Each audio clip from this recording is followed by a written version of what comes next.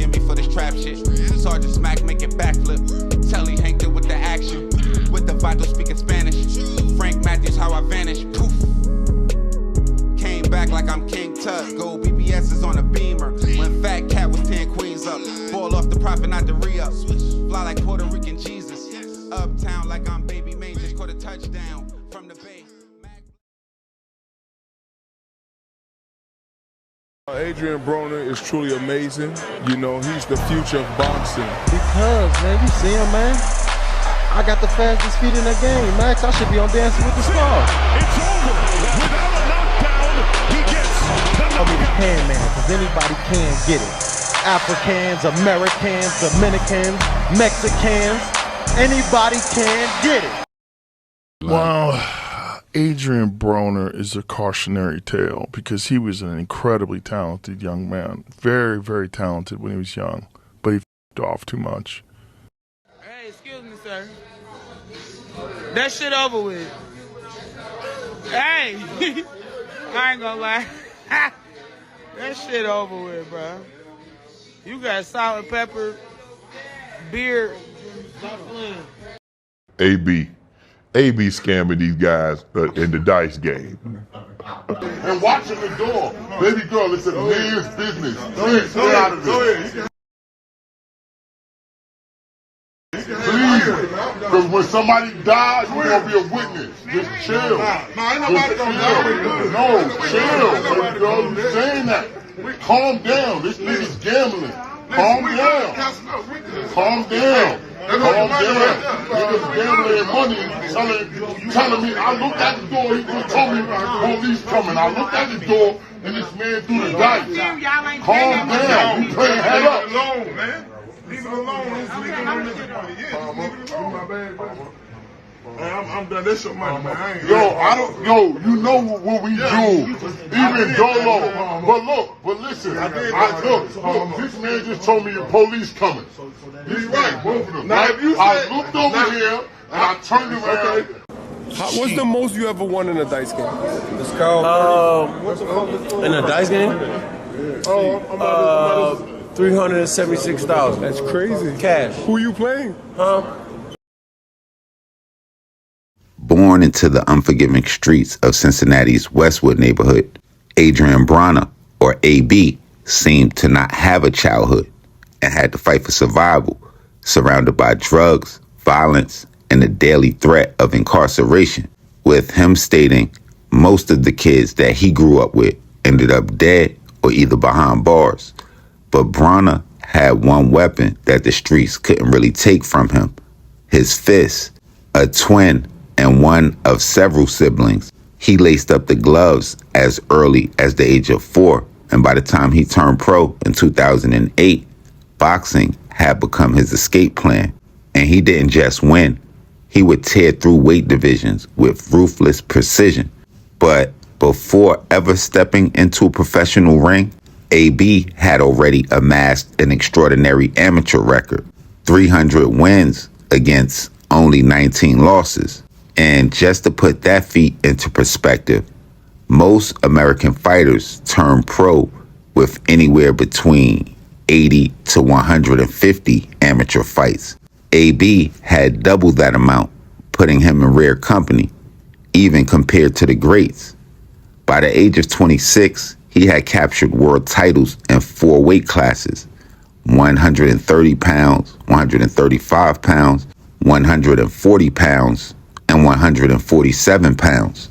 Those accolades would place him right alongside legends like Floyd Mayweather Jr., who accomplished it at age 28, Manny Pacquiao, Sugar Ray Leonard, and Tommy Hitman Hearns, reaching it at 30, and Roberto Duran at 32, all of whom would achieve the same milestone just later in life than AB, with, if my research serves me correct, only Oscar De La Hoya, who did it at the young age of 24, got there faster.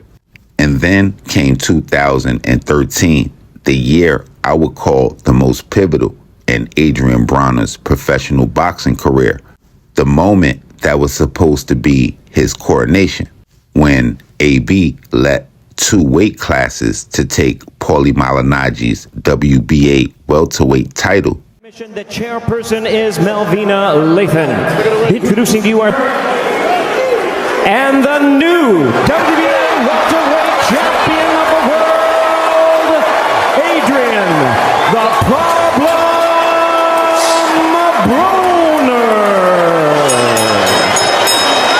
At the age of 23, Adrrien Broner joins legends Roberto Duran and Roy Jones Jr. as well as Robert Guerrero as the only fighters to win a world title in their first fight after jumping over a weight class, winning via split decision over Paulie Malignaggi. And his girl. We are here with Jessica, who has been at really the center of this promotion for much of it. Just talk about being kind of thrust into this whole thing, kind of caught off guard. It's a little crazy. I think Paulie's crazy. I'm just here to support Adrrien, and that's what I'm doing. It seemed like the boxing world, specifically their online publication channels, didn't just celebrate the win.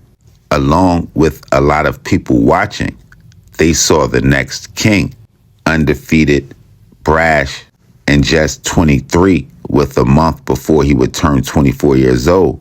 Broner wasn't just being compared to Floyd Money Mayweather. He was expected to surpass him.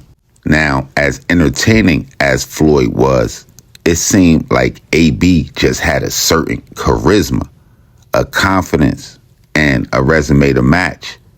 But behind the designer belts and all the flash at the press conferences, some close to the boxing world would say that the cracks were already forming, and the same aggression that would power his rise would begin to bleed into his professional life, with it seeming like a certain discipline fading, the distractions being multiplied, and what should have been the beginning of what had all of the looks of a historic run would quickly spiral into one of the fastest and most spectacular collapses that the sport has ever seen.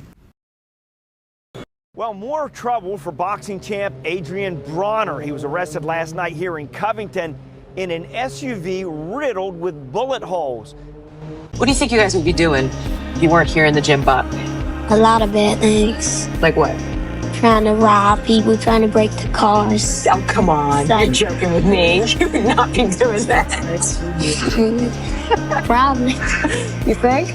Probably. If you hang around some of the people like that, you probably will.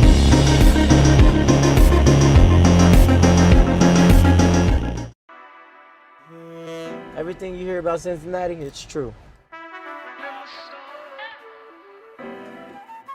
I've been through a lot.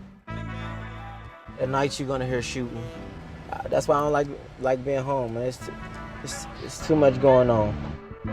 Now to this story about Cincinnati's murder rate last year. We surpassed Cleveland, Columbus, and Toledo. You done robbed me. That's what you did. You robbed me. That's the message from Barbara Porter to the person who took something from her that can never be returned. Her 14-year-old grandson, Geronte Reed, and his father, James. They were both found shot to death inside James' car in Walnut Hills last September. You need to stop the killing. You're not only destroying your life, you're destroying somebody else's life. But Barbara knows her family isn't alone in their grief. A recent comparison of murder rates done by the Columbus Dispatch shows Cincinnati topped Cleveland, Columbus, and Toledo for murders per capita in 2010. You can't look at 1 year from January 1st to December 31st and go, oh my gosh. You got to look at things as they evolve over time. Welcome back to you. Fly over English woods these days, and what you see is a lot of open space. But for 65 years, it was the site of one of Cincinnati's largest public housing projects. English Woods is the focus this week of our Forgotten Neighborhoods series on WCPO.com. English Woods, Cincinnati, one of Cincinnati's 52 official neighborhoods, just a few streets wide, tucked in the Northwest Hills. It was built with the promise of stability. Rows of brick housing projects constructed in the 1940s and 1960s, owned by Cincinnati's Metropolitan Housing Authority. But by 2005, most of it was gone, bulldozed, demolished, forgotten. As of the year 2020, what was left of the neighborhood was just 361 residents and 241 housing units. But those numbers barely tell any of the story. Over 80% of the population is black, and what was supposed to be a symbol of middle-class opportunity, now it hangs on as a reminder of how quickly the system abandons the people they were meant to serve. Meant to be more than public housing, the community was supposed to be a blueprint for upward mobility. But over time, from the outside looking in, what should have probably felt like progress looked like it turned into survival, where families lived underclassed in a city that pretended not to see them. And this would be the world that Adrrien Broner would come out of. In a newspaper article discussing his early life, the journalist would state in neighborhoods like English Woods, fighting wasn't just a sport, it was an identity. And where a lot of people in the spotlight found ways to overcome or blur where they came from, Adrrien Broner seemed like he just couldn't. Because it just seems like no matter how many accolades he accomplished or how many belts he raised, he just brought that Cincinnati mentality with him. I'm coming to die if I got to, so, I don't know what this nigga coming to do, but I'm willing to take it that far. I'm dead serious. I know I play a lot, but I'm really coming to die in that ring, bro. Don't play no games, because my niggas got guns with them, bro. And I'm dead serious, bro. And all I got to do is point and they gonna blow. And I'm dead serious, bro. Nigga. And me and my nigga, we done already beat bodies and they still looking for me. And every charge been acquitted, my nigga. So don't come up here playing. Don't make no false moves. I'm not playing. I'm not playing. I will smack the shit out you, my nigga. I'm dead serious. Motherfucker shoot you in your shit. For real, bro. I'm not joking. I'm not joking. You ain't even about none of that. You ain't about none of that. You's a bitch, boy. You ain't about none of that. And I'm dead serious, and I'm gonna show you. I'm gonna beat that shit off your nails, boy. You a fucking fag, boy. We get on the scale today. What you get it? We sell real birds, man. Our birds going for 32 right now, nigga. Look, real show. Well, more trouble for boxing champ Adrrien Broner. He was arrested last night here in Covington in an SUV riddled with bullet holes. Police are still trying to piece together exactly what happened. They believe it started outside the G Money Club on Queen City Avenue over in Cincinnati. Now, that's where Broner said someone shot up his rented SUV. He ended up in Covington, where he ran into police. Police arrested him on some outstanding warrants, some for disorderly conduct and public intoxication back in 2014. Now, Broner was not injured. They say he is cooperating with police. He's already bonded out. Now, Cincinnati police want to take a look at that SUV that was shot up. They'll be investigating the case. And Broner served a month in jail last summer for contempt after he showed up to court drunk and late for a robbery and assault trial. Broner complies and even jokes as police check his pockets. I gotta check me. We have to, man. I got 2 guns on me, man. That's my arms, man. That's what I do for a living. I like it. Come on, man. I ain't running nowhere, man. I'm rich as man. I ain't, man. That don't mean nothing, though. Boxer Adrrien Broner will spend the next 3 days in jail, but it's not for anything he did recently. Broner was in a Northern Kentucky courtroom where he pleaded guilty to a disorderly conduct charge from 2014. Boxer Adrrien Broner is charged with DUI. This is video of the boxer arriving at the jail in West Miami-Dade.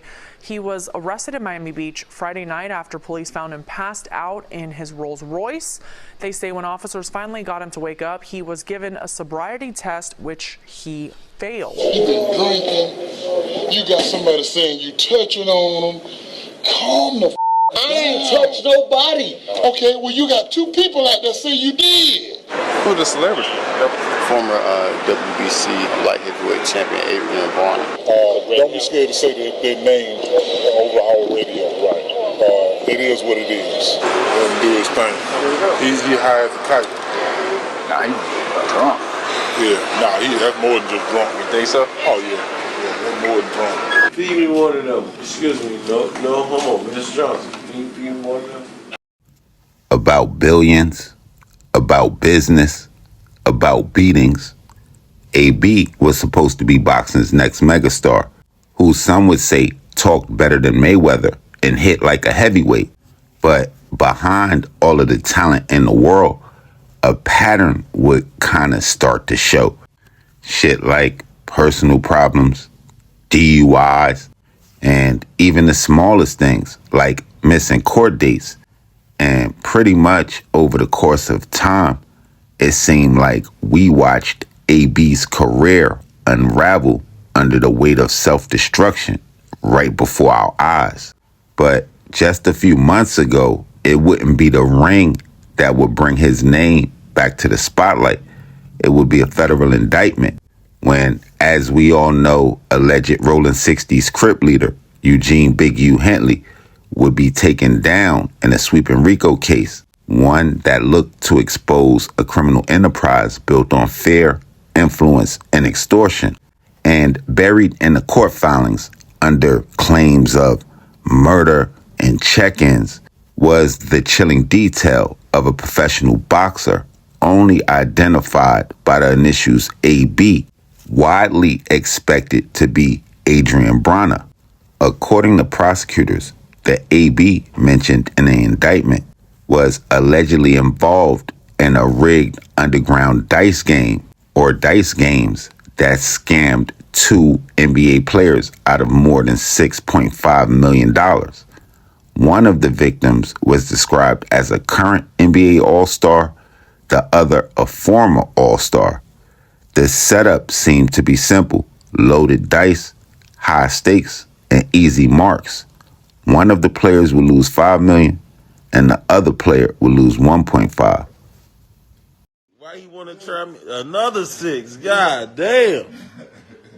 This nigga Dice don't move. This nigga is Houdini with the dice. Shit, boy. The nigga gotta be firm with you to win. This motherfucker got a pistol. Huh? He got a pistol. Man, I'm shooting the dice. Look. No, Oh, hell fast. no. We ain't gonna do that. No, I'm done. Hell no. I hit 4. Look, y'all. I hit 4, 5, 6, y'all. No. I'll show you what you did. You can shoot it like that too. Move. Oh, hell no. Look, you can beat me, but I ain't gonna get him one anyway. God. Hey, y'all. You can shoot. Look, go ahead. You can go ahead. That would have been your shot. Hey. This bitch done won $1 million shooting dice in the last 30 days. Hey, y'all. Why he bring the dice up?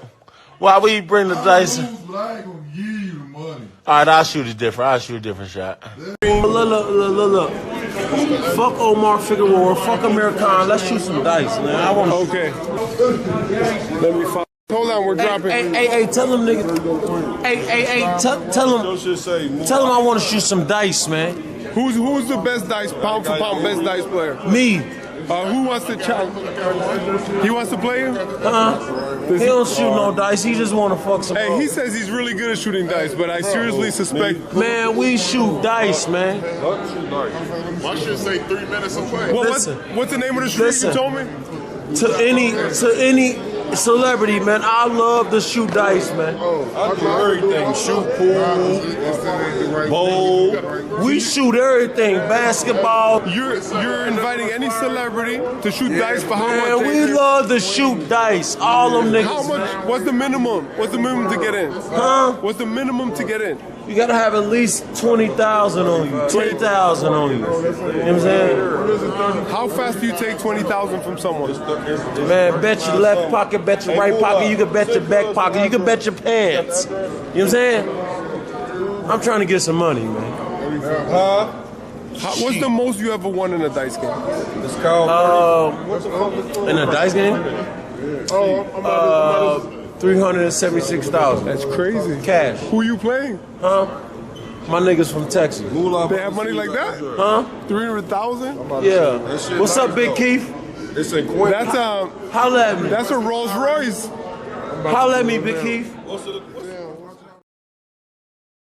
If you ever was curious and wanted to understand how a federal investigation really works, look no further than the case against Big U. It's like a masterclass of how the feds build their cases.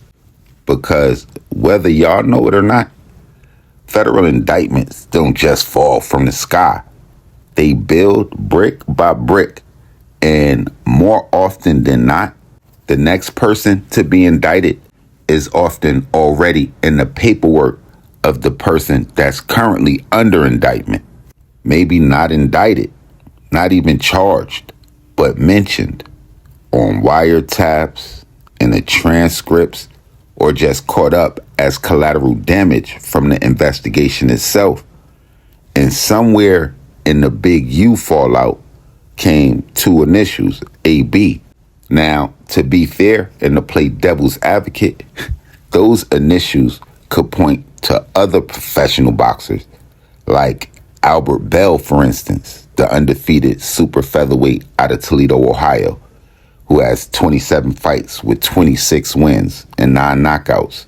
Not only from the same home state, Ohio, as Adrrien Broner, but with a record eerily similar to Broner's own before his pivotal year that we talked about earlier of 2013, when he too stood undefeated, dominant, and seen as the future of boxing. Same weight class, close to the same amount of wins at that time, and full of promise until it wasn't. And then you have Albert Batyargavez, the Russian Olympic gold medalist with an unblemished record. Maybe it was that nigga. But let's not kid ourselves. Y'all know that shit probably was Adrrien Broner. And anybody who ever been in a dice game with AB and who lost big, they probably paused a little longer than most after hearing what was written in that indictment. And we only know about the NBA players because they were allegedly extorted. But what about the others? Maybe rappers, actors, other boxers. We have no clue who that list could include, or even the identity of the two NBA players, for that matter. Now, despite his legal troubles, along with the distractions, the personal issues, the arrest, and the constant battles outside the ring, it really paints just one version of the story. But when you look at his numbers, they kind of say something else. Now, Adrrien Broner won 319 out of 338 fights as an amateur. That's a 94% win rate. And as a pro, he would capture 35 wins out of 42 contests across 4 weight divisions with a win percentage of about 83%. Now, when you combine both the stages in his career, Broner holds an overall win rate of approximately 89%. And to simplify it even more, that means 9 out of every 10 times he stepped into a boxing ring, he walked out victorious. But still, regardless of those numbers, Adrrien Broner is often and will probably always be framed as a cautionary tale, labeled by many as a fighter who fell short of his potential. The devil's advocate, though, would say this: how can a man who won nearly 9 out of every 10 fights in his entire life be called a failure? Yes, the distractions was there, but AB didn't just win belts, he won them in 4 different weight classes. So maybe the real story here isn't about failure, because with numbers like that, it was never about skill. And that's what probably makes this more a tragedy than anything else. Now, what are y'all thoughts on AB and the potential he had to be amongst the greats? The stigma against him was he was never that talented or he stopped putting the work in. But what do the experts over at MOBB Ties think? And probably the even better question for y'all is who was the former and current NBA All-Star that AB happened to get for $6.5 million? In Big U's indictment, it talks about a meeting where he sent one of his subordinates to Minnesota to collect $100,000 for him getting the money back after AB not checking in, which tells you something deeper if you're paying attention, that Big U had to drop a dime or a bird to the NBA players about the loaded dice, or either and was in collusion with AB setting up the schemes at first. But when AB didn't check in that time in 2019, some beans just happened to spill. Interesting.